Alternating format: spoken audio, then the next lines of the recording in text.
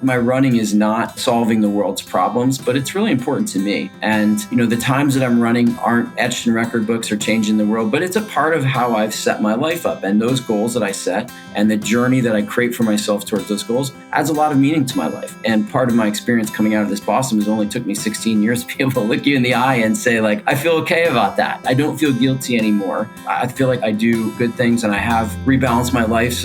But I've also realized I think it's appropriate that I'm also giving myself the ability to say my goals that only matter to me and my journey that I'm setting to visualize a goal and then work every day diligently from the big things to the little things to try to achieve that goal adds real meaning to my life.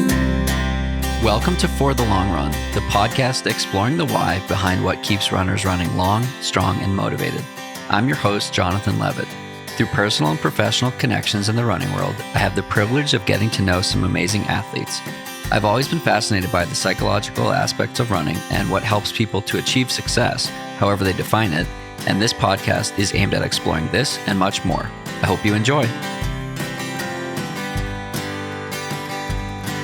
Jumpstart your running goals in 2023 with Microcosm Coaching. We're in it for the long run. Through breakthroughs, setbacks, and plateaus, your coach will guide you through the ups and downs in an athletic life. Whether you're running your first 5K or 10th 100 miler, Microcosm Coaching has personalized training that will help you reach your goals. My friends Zoe, TJ, and the whole crew over at Microcosm Coaching believe in the power of support through community, offering a multidisciplinary team of coaches with expertise in nutrition, mental health, and performance that will help you sustain your love for running long term. I've chosen to work with them as a sponsor of the podcast because they're amazing humans and I've seen so many of their athletes thrive under their guidance. Microcosm Coaching offers individualized training plans and accountability through daily feedback. Your Microcosm coach will hold you accountable to your running potential. Find out more at microcosm-coaching.com and let them know I sent you. We are psyched to announce a new partner of the podcast, Lauren Daniels. Lauren is a realtor helping buyers and sellers in the greater Denver and Boulder area and beyond, and has been a good friend of mine for a few years now. When I decided I wanted to buy a place in Boulder and put down roots here, I was completely overwhelmed by the home buying process. Lauren was already a good friend, so when we first talked about home buying, I felt a huge sense of relief. She's a neighborhood expert, has an incredible attention to detail, available for any and all questions, and made what could be a very difficult process super easy. And now we've got a beautiful home in Boulder. It's close to the trails with a big backyard for Alfie and views of the Flatirons. So if you're even considering buying a home in the area or anywhere, I highly recommend working with Lauren. You can reach her at ldaniels@milehighmodern.com and let her know we sent you. That's ldaniels@milehighmodern.com. Thanks so much to Lauren for supporting the podcast and helping us continue to grow, and for all those miles together. This podcast is sponsored by BetterHelp. Here at For the Long Run podcast, we love to talk about the bigger stuff and the deeper stuff and get down to the nitty-gritty of what makes life interesting and beautiful. And while a lot of what we talk about on this show is about our physical capabilities, a big part of what we believe in here at the podcast is doing the internal work. The more we can do the internal work, go to therapy and get the support we need, the better we can show up for our communities, our families, and as athletes. And that's why we're proudly sponsored by BetterHelp, because like them, we believe that therapy is for everyone. With BetterHelp, you can tap into a network of over 25,000 licensed and experienced therapists who can help you with a wide range of issues. If you're ready to do the internal work, go to betterhelp.com/FTLR. That's betterhelp.com/FTLR to get 10% off your first month of therapy.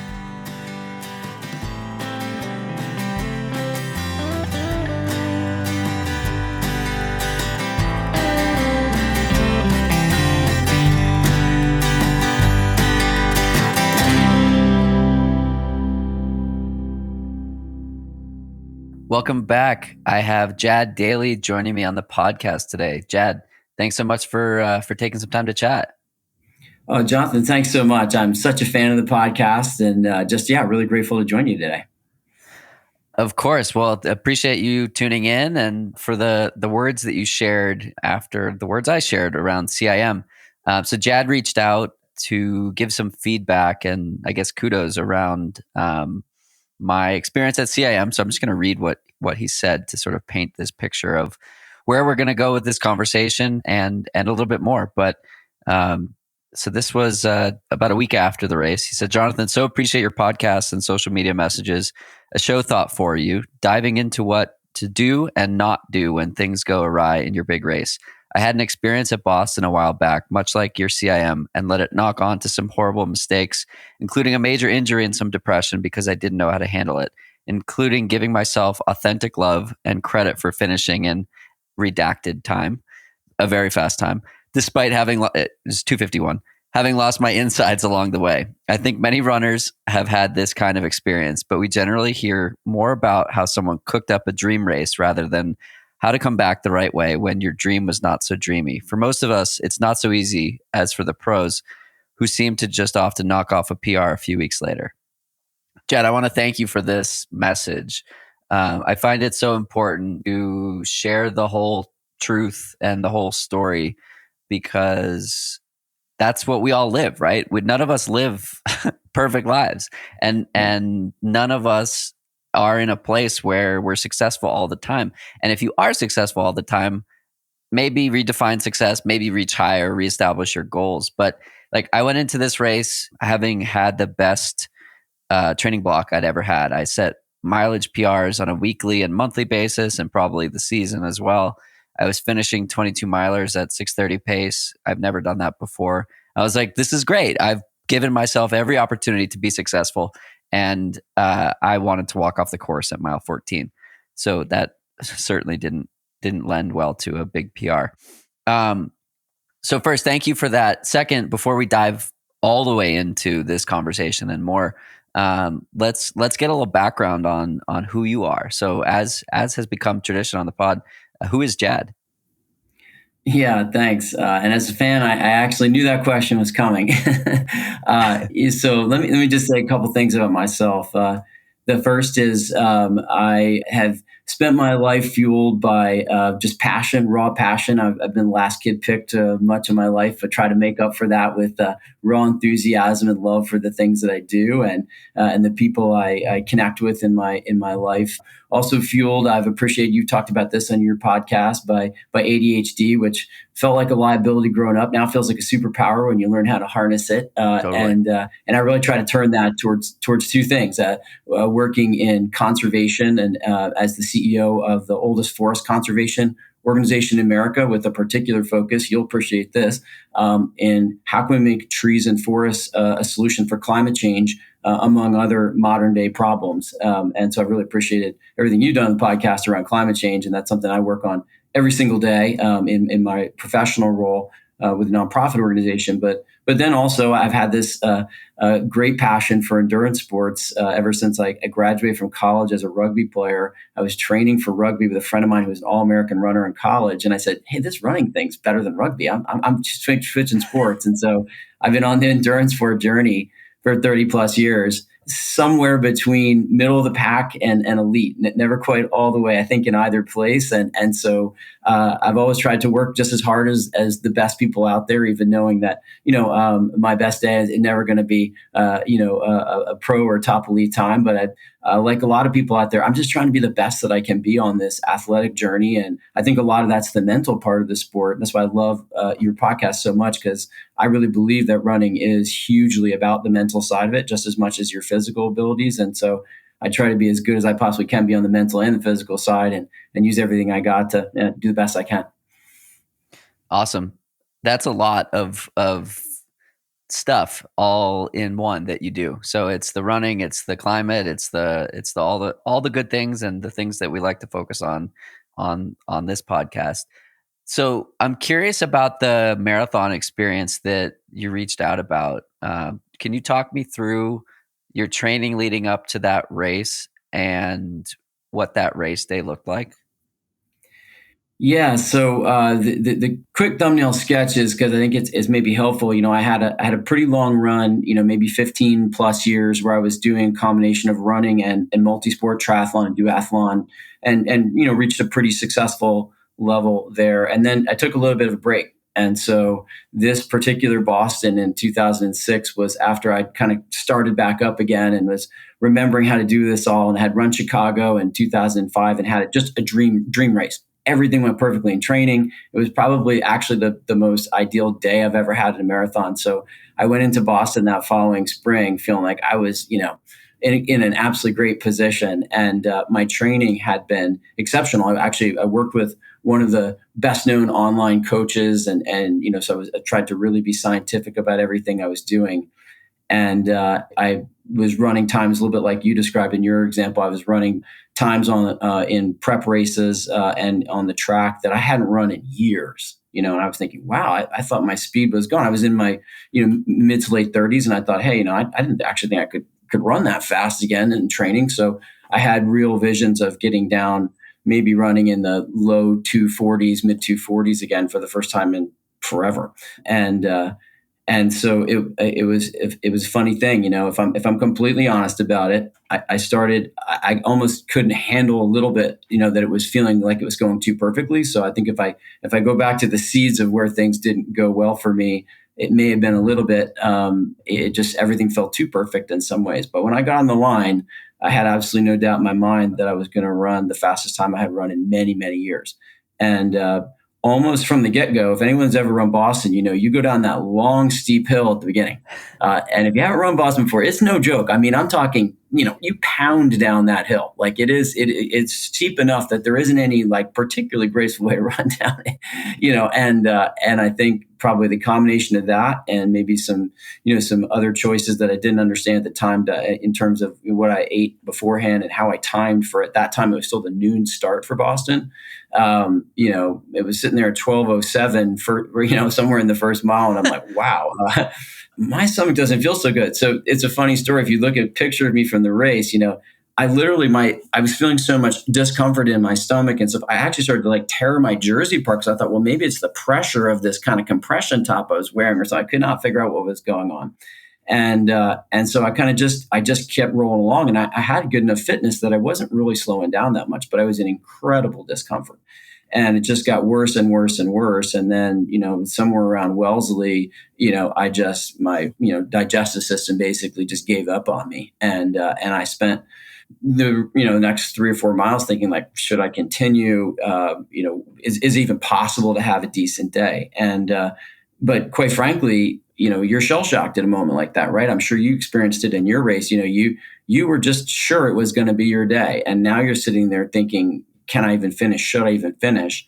And so, I had my whole family was there, had come in from all points to cheer me on. I had, friends of mine who had kind of been mentoring me in the weeks beforehand towards this, what was going to be this great PR. And one of them had actually driven many hours to come watch me. I was like, I got to honor the day. I got to honor the people who support me in this. And I got to honor this race. And a lot of people have toughed it out in this race. So I'm just going to recalibrate and set a new goal for the day. And then that goal is to finish this race. And so I did. And, I just, in a time that was just a little bit slower than I run in Chicago, but a lot slower than I had intended to run that day. But if I'm honest about it, I was shell shocked. I didn't feel excited. If I'm really honest about it, didn't feel proud. I just felt insanely disappointed. And, me being me, went back immediately to every single little thing I might have done differently. Even though in one sense you feel like, hey, I got struck by lightning. I had a bad day. Something happened digestively. If you kind of give yourself into that way of thinking, then, you would never go out the door in the morning. You would just feel like you're too vulnerable. And so, try to get some control in the situation. I stepped back and it was immediately thinking, what did I do wrong here? How did I blow my best chances to run fast in so many different years? And so really for me, the one thing I'll say about that particular experience for the moment is that would have been enough. And people around me were so proud of me. They're like, are you kidding? Look what you overcame to finish this race. I endured a lot of extreme discomfort in many different ways, to get to that finish line. And they're like, don't you see the accomplishment in it? And I said all the right things to everyone, but the truth of the matter is I didn't at that moment feel the accomplishment in it. What I felt was I had let it get away. I didn't know at that point in my life whether I could ever get myself back to that place to run, really, really, truly run fast again. And so, I just carried that disappointment with me. And as opposed to giving myself a chance to recover and reset and kind of start a new block all over again, I started trying to make it up. in, jumping right back into races too quickly and trying to adjust my training in sort of crazy ways that were somehow going to accommodate or make up for this thing that I had lost. And so, in a lot of ways, it ultimately, spiraled into a really serious back injury that I had that following fall, which I will say really came about in part because of just these choices and mistakes and disappointment that I was feeling just gnawed away at me until finally, I took myself out of the game in effect with a significant injury. So much of what you said resonates, right? I had such a similar experience, and really the only difference was my race started at 7 a.m. and yours was at noon. I had the same experience in that I felt so much pride in how strong my training block was. And I knew that I did all the right things, and I knew that I set myself up for success on the day. And my friend Peter Bromka writes, the marathon doesn't owe you anything. Yeah. And I posted on Instagram that you don't owe the marathon anything either. And like, that was ultimately where I got to. But to what you were saying about, like, it almost felt too good. Like, I felt that for the first 10 miles. My splits were the 5K, 10K, and 15K were like 651, 642, 640s high. And it was the most consistent I'd ever run outside of my other sub 3 marathon. And then I crossed the 20K with a split that was much slower than that. And there was like so much disappointment in, because I had all these people telling me, oh, I can't wait to follow you. I'll be tracking you, like dozens of people. And I felt so much pride crossing the first mat and the second mat. Yeah. And I was like, man, I'm doing it. All these people are watching and this feels amazing. And then that 20K split where I had started to slow down. And then I hit mile 14. I saw my girlfriend, Kate, and I just stopped. And I said to her, I don't know what the fuck I'm doing right now. And I don't know how to dig out of where I am. And I'm not having fun. And I don't know what to do. And it was like, I'm a really positive person. I'm like always stoked about something. And she looked at me like, who is this? Like, I've never seen this side of you. And even just like being there was like, I needed to say that to someone that I felt so deeply comfortable with. And the feeling that I felt in that moment was something I'd never experienced. It was like, I'm not proud of what I'm doing. I'm not proud of how my mental, when like the first 10 miles were so easy. And I was like, this has to go wrong. Like, I've dealt with self-sabotage in races before, and you clearly have as well. You just remarked that. I want to get your feedback on that in a second, but I had a bunch of races in 2021 and prior to the pandemic where I just go out like a hot shot and crash and burn. And I chalk it up to like, yeah, take chances, let's go. And some of it is like, it's kind of easier to go out and crash and burn and just see how long you can sustain and then like loaf it in. Like I time trialed a half marathon in May of 2021, and I had just spent 4 months in Colorado with 2 months at 10,000 feet. And I was stupid fit. And my half PR prior to that was 87 minutes. And I was like, yeah, I'm knocking on like 80 minutes here. And I ran 85. And my first mile was a 6:02. And I was like, great, this is fantastic. That's right where I need to be. And that was the fastest mile of the day. So I'm curious on the self-sabotage, on what I said. Like you've been nodding along to a lot of it. So it feels like there's a lot there that you've experienced as well. I want to hear about that. Yeah, well, I want to respond to a couple of things that you talked about. First of all, this idea that the marathon doesn't owe you anything. I mean, one of the things I was actually even reflecting on this morning while I was out on a long one, it is just I think you wait for that perfect day in the marathon. And in fact, even the days I've ever had in the marathon that have come the closest to perfect, something wasn't quite right.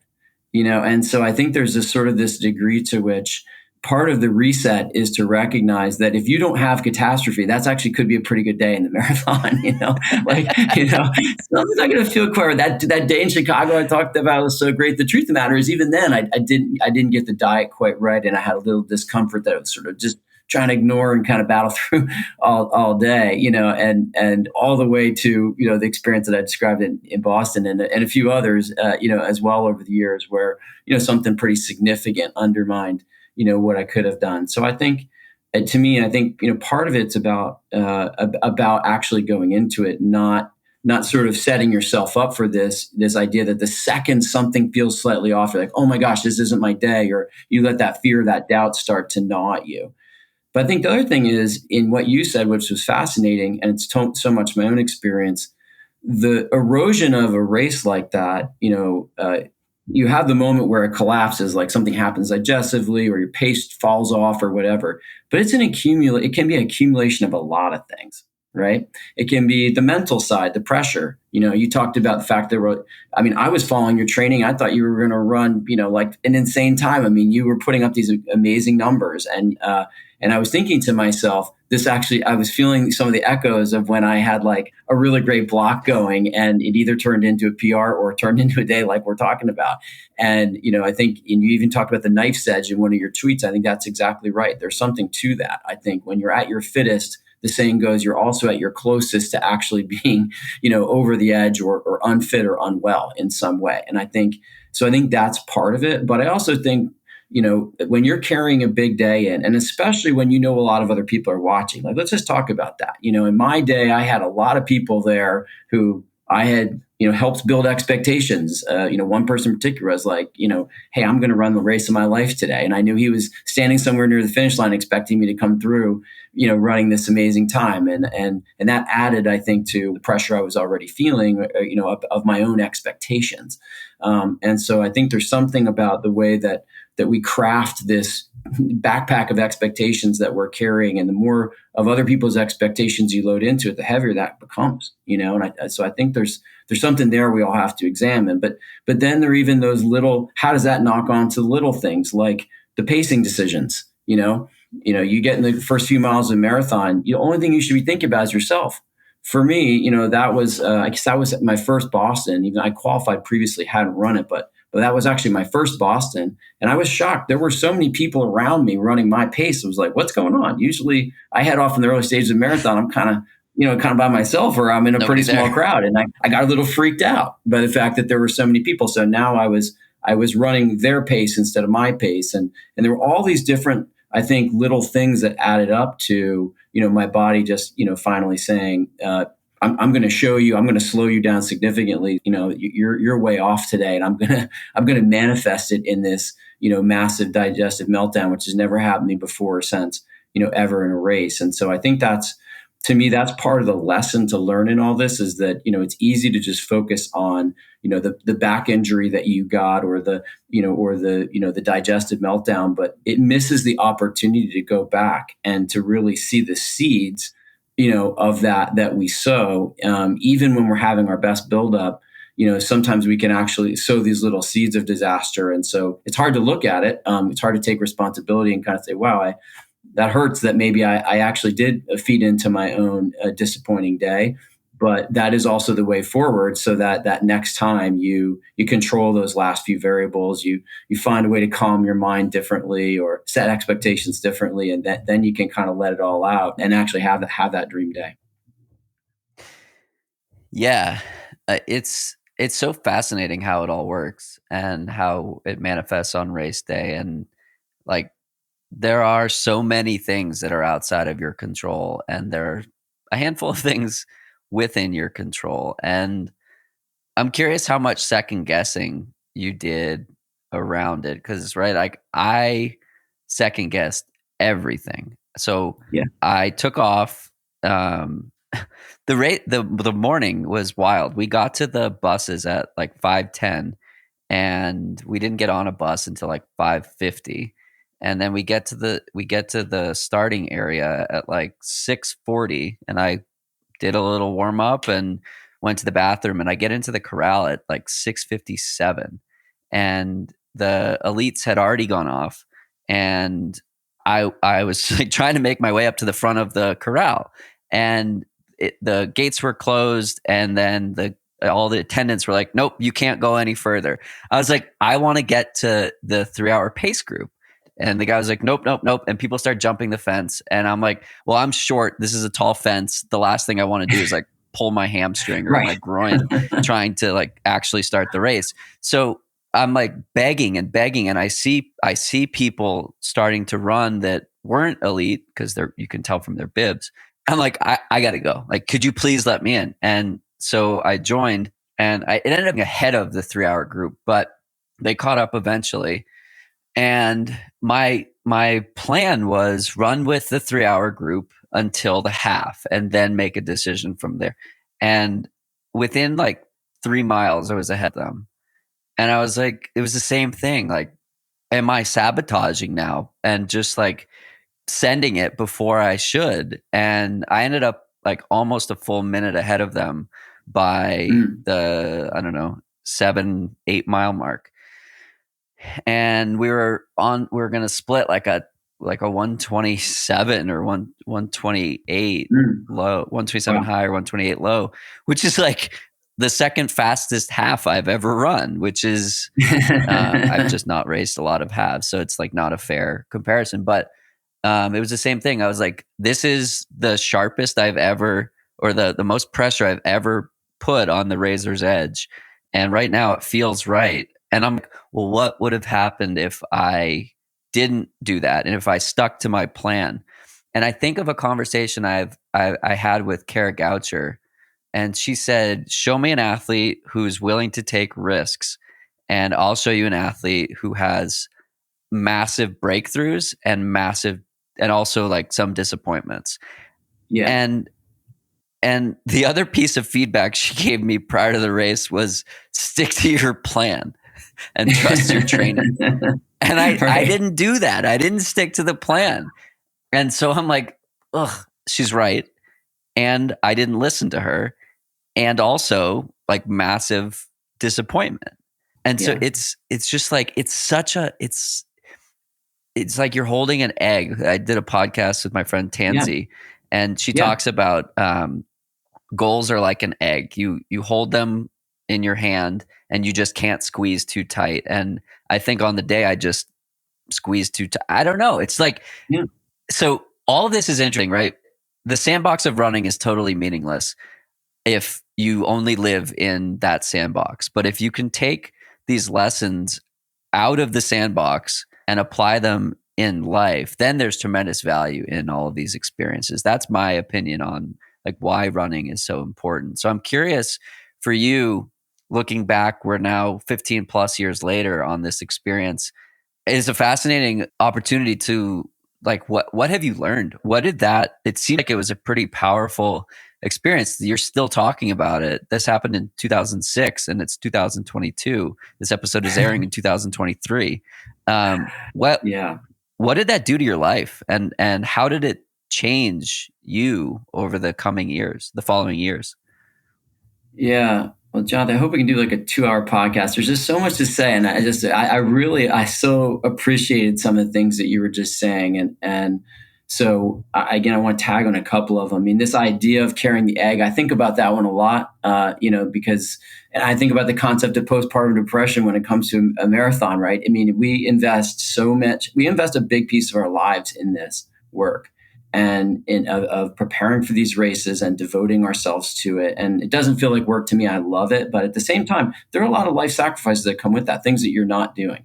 And I will tell you that at the time of this one Boston, I was in the midst of a values conflict that I felt like I had been in some ways short-sheeting other parts of my life, as a mid-30-something guy trying to just run one more time that I felt really proud of, And so even going into this race, I had this kind of idea in my head, like I was going to finish this one. I was going to slap my shoes on the mat like a wrestler in their final meet and just say like, boom, bang, look at that time, that I ran.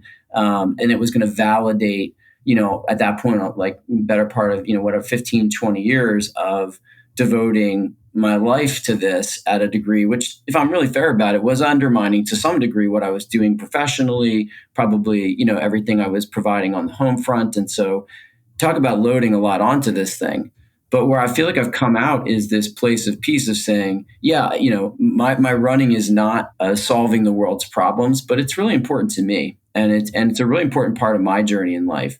And, the times that I'm running aren't, etched in record books or changing the world, but it's a part of how I've set my life up. And those goals that I set and the journey that I create for myself towards those goals adds a lot of meaning to my life. And part of my experience coming out of this Boston has only took me 16 years to be able to look you in the eye and say, like, I really feel okay about that, that I don't feel guilty anymore, that I feel like I do, good things, and I have, rebalanced my life. So being a CEO of a nonprofit organization that, my primary thing I think I'm giving the world is showing up and doing my work every day.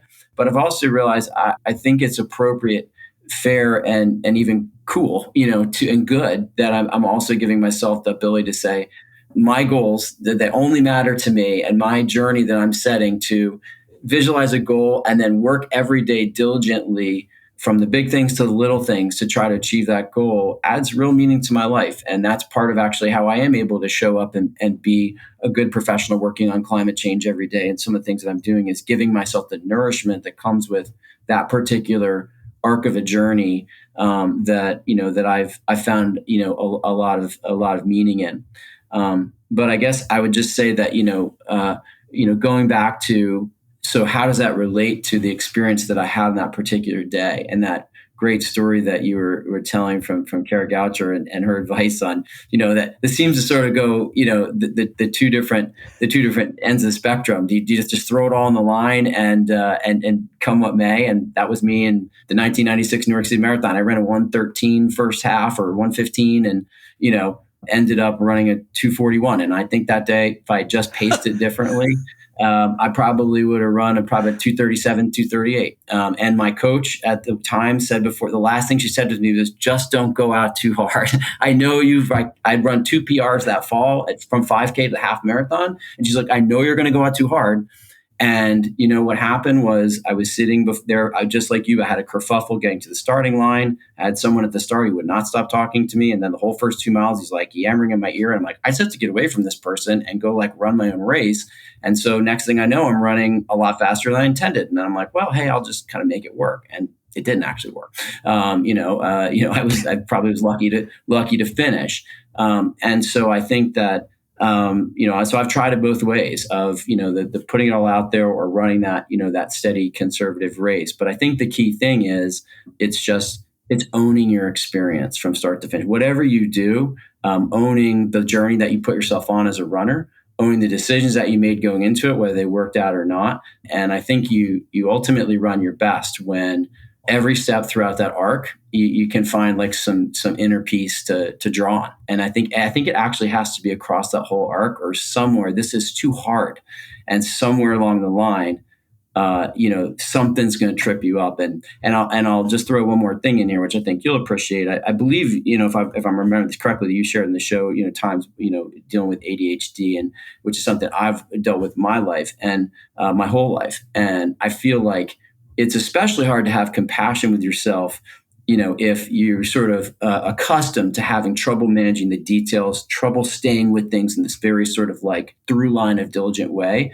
And so when you go through the kind of experience that you had, or the kind of experience I had at Boston that day, not only are you picking at everything you got wrong, but it feels like it ties into this narrative that you've had your whole life of, just kind of missing that, couple key puzzle pieces or dots to connect to achieve, your ultimate successes. And so I think that's even a whole nother layer of the compassion and sort of just I think comfort with self that you have to come to over time to be able to successfully go through these journeys and produce the days that you want and handle the days that didn't go the way that you want, the right way.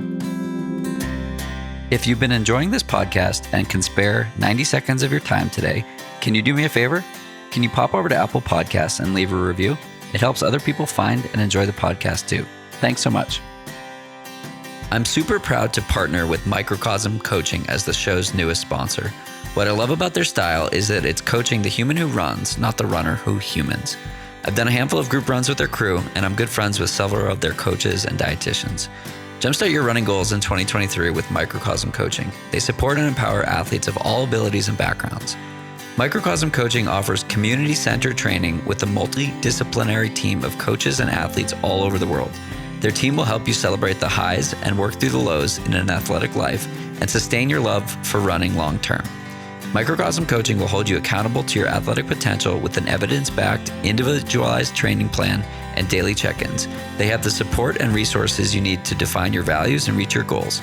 Find out more at microcosm-coaching.com and let them know I sent you.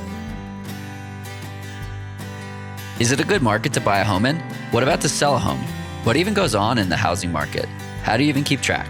Well, good news for you, you don't have to know all the answers if you're interested in buying or selling your home, because you can just work with the best realtor around, Lauren Daniels. Whether you're thinking of buying or selling your home, Lauren is your go-to. She treats every client with care and helps make what could be a very scary process, dare I say, fun. Lauren helps you get organized and stay on top of important deadlines and guides you towards the right home for you instead of pushing you towards something that doesn't feel right. Even if you're not ready yet or you're not in the Denver or Boulder area, we highly recommend following Lauren on Instagram because she's always sharing great information about the housing market. Give her a follow at lauren.in.colorado on Instagram. And if you're already ready to start the conversation, give her a shout at ldaniels@milehighmodern.com and let her know we sent you. That's ldaniels@milehighmodern.com.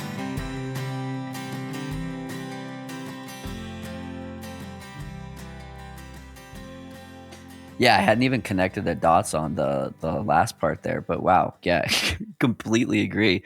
I love what you were saying about the compassion and honoring the day, and most importantly, owning how you experience the day and owning how you like keep showing up for yourself. So I was saying, like mile 14, I'm not proud of my response to when things got hard, and some of it was like I slowed down, and some of it was like my food came up or my fuel came up. And so there was a bit of an exchange in both directions there. But I wasn't proud with my mental place at that time. And my friend Rachel ran by and she saw me standing with Kate. And I was like, John, what are you doing? Come help me run a 3:12. Like it was very obvious that I was not having a good day. And the 3:05 group had passed and the 3:10 group had passed. And she was shooting for 3:12, obviously. And if I didn't see her, I probably would have gotten in the car with Kate and drove to the finish line. And I don't know how I would have handled that.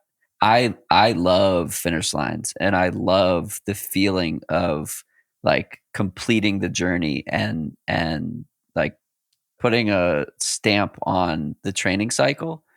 And for some reason, she was there in that moment and she passed.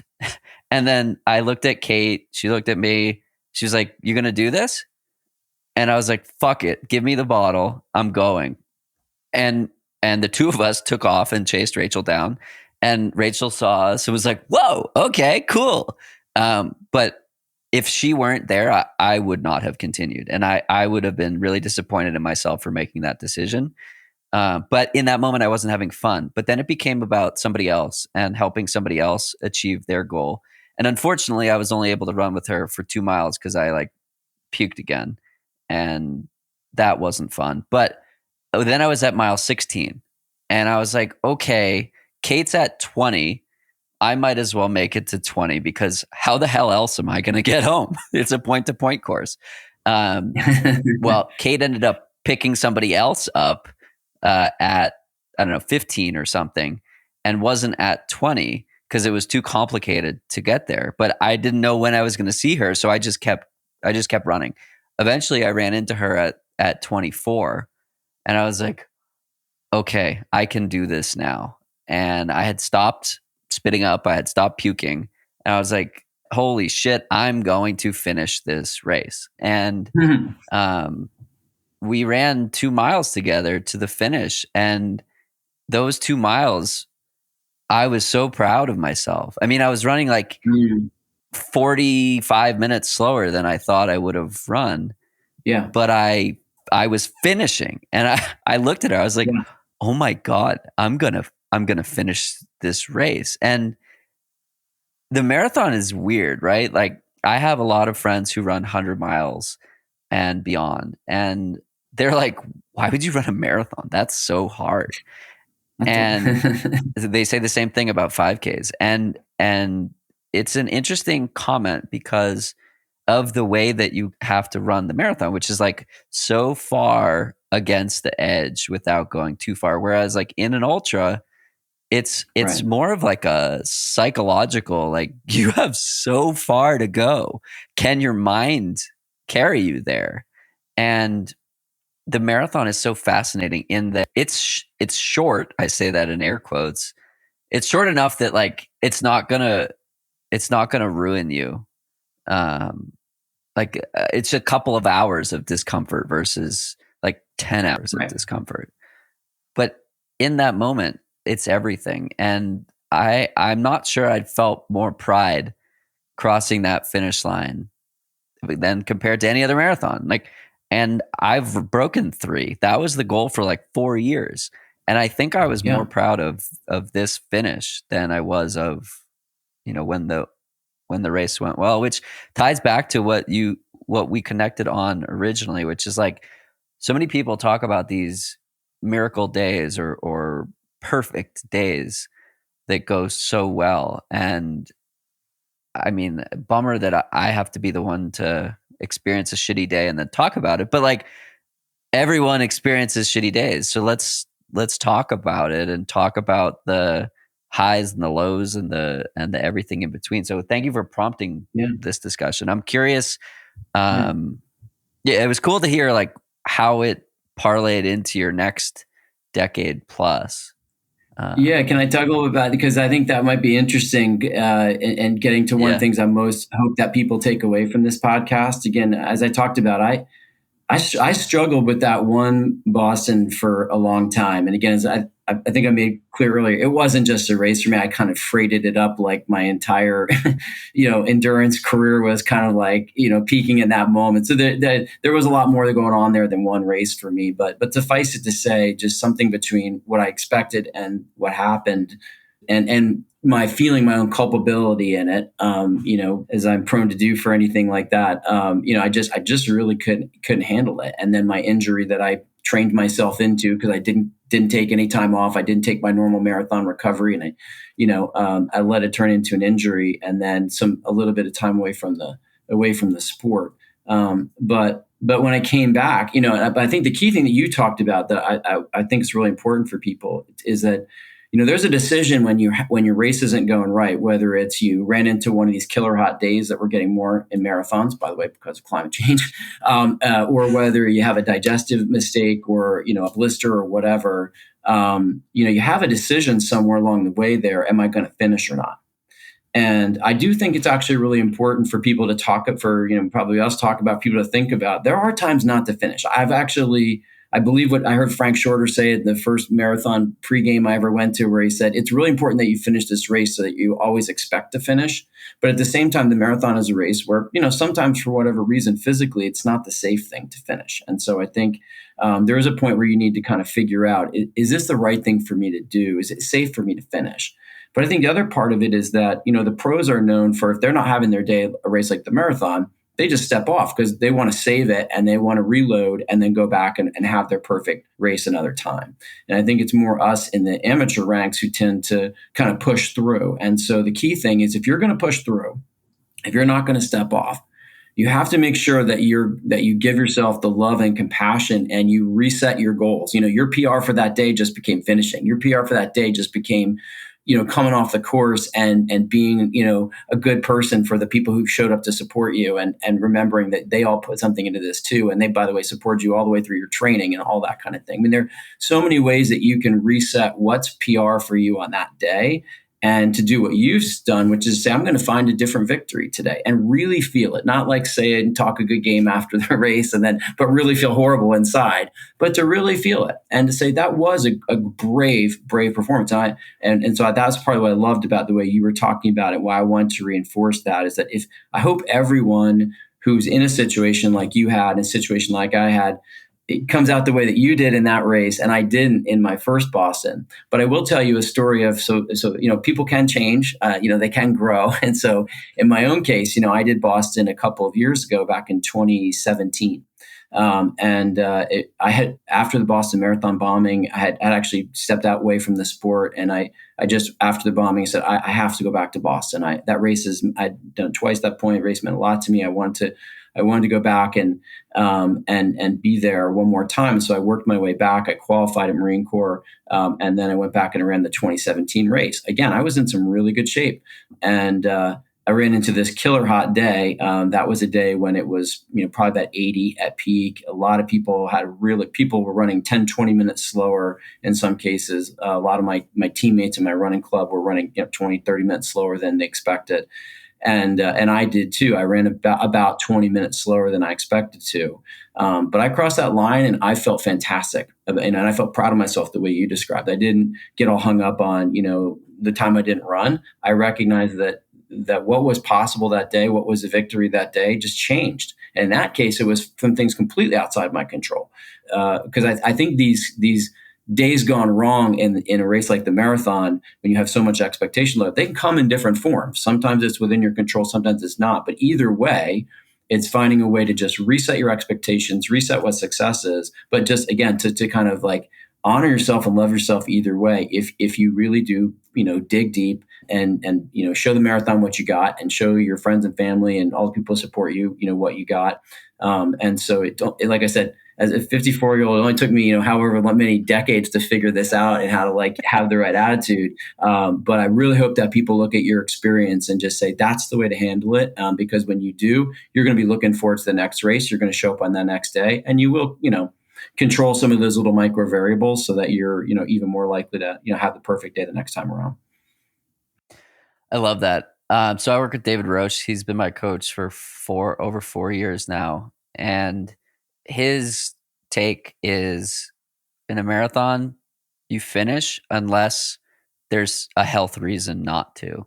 And so This was echoing in my head. Like, I have no reason not to finish. If it takes me the whole afternoon, like I'm going to finish. There's nothing physically wrong with me. And half of my problem was I was like, I'm finishing, so I must keep fueling. And as I kept fueling, I kept puking. And so at like 19, I was like, fine, I can finally stop fueling.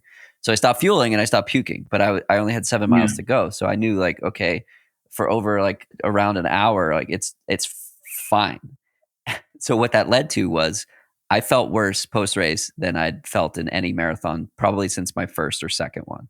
And so when I ran 2:59 in 2019, that was a 20-minute PR. And that race was on a Sunday. I ran on Wednesday and like felt phenomenal and had a great, that was in May. I had a great end of 2019. And I just like parlayed that into a very successful ultra season where things just rolled, and it was like a strong training day, and I had the fitness to do it. Whereas with this one, I wasn't fueling properly because it was just returning.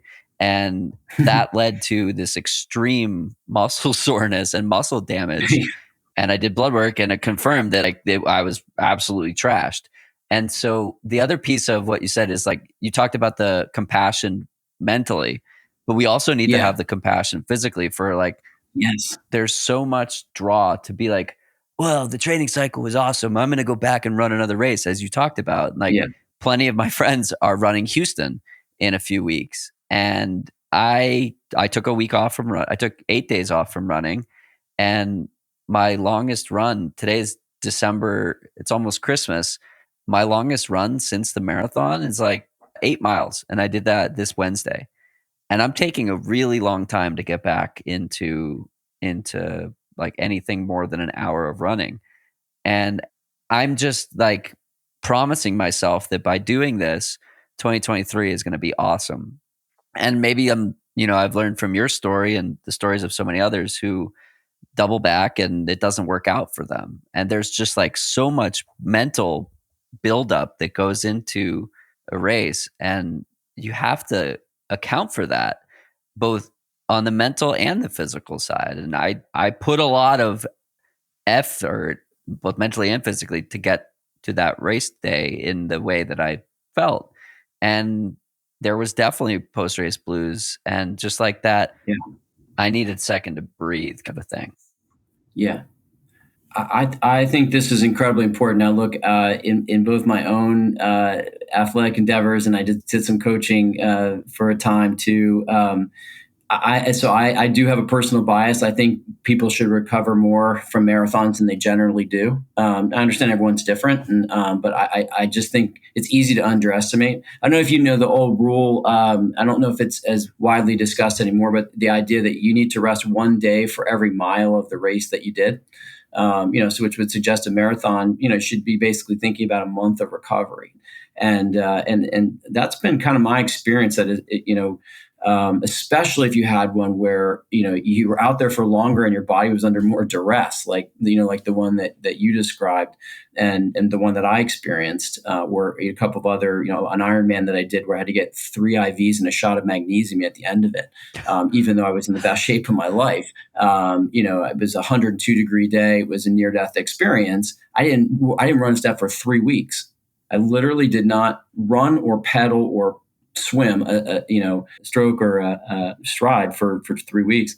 And then I went out and set a fall PRs, and because I gave my body the time to just recover. And I think so. Yeah, I actually think it's a really good practice in general, coming out of the Marine Corps that I just ran, which went really well for me. And I had trained perfectly. Actually, the day went ideally for me, but I just, I took about 6 weeks, just like you described, to ramp slowly back up.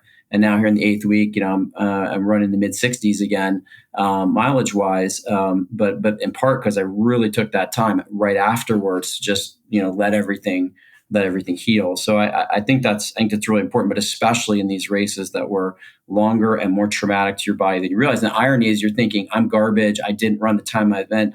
That didn't take anything out of me. And in reality, and so it's like, I'm going to punish myself by getting right back to it. And the irony is, no, actually you need more rest. But you ran a marathon.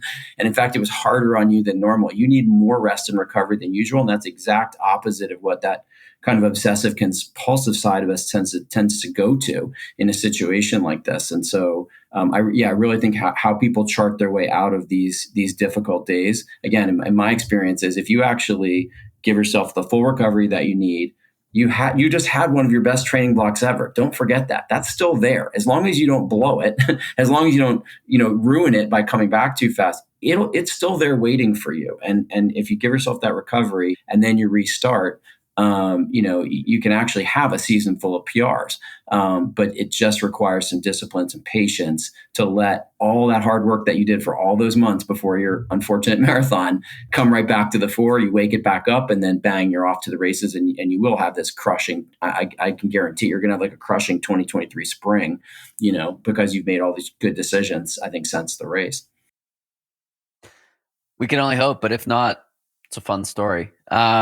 Jed, I feel like I could talk for hours with you. I know you prepared some notes ahead of this. So was there anything that you wanted to chat on that we haven't covered yet? This is so cool. No, I think we've really gotten to so many of the things that I really want to share with folks from my own experience. Again, for me, just I feel like part of my running journey is this is complicated, right? This is really hard, and I feel like I've made some good decisions. I've made some really bad decisions, and I really love to try to help people, especially learn from those mistakes, so as not to repeat them. And so, just really, it's been really fun to kind of see the right way and the wrong way to do it, and to share some of those thoughts. I think the one other thing that I would say that I think is really, really important, back to this idea of when the race doesn't go the way that you want it, and let's set aside for a minute whether it's extreme weather or something like that that's clearly out of your control. But I'm talking a day where, for whatever reason, your body just wasn't where you expected it to be and wanted it to be.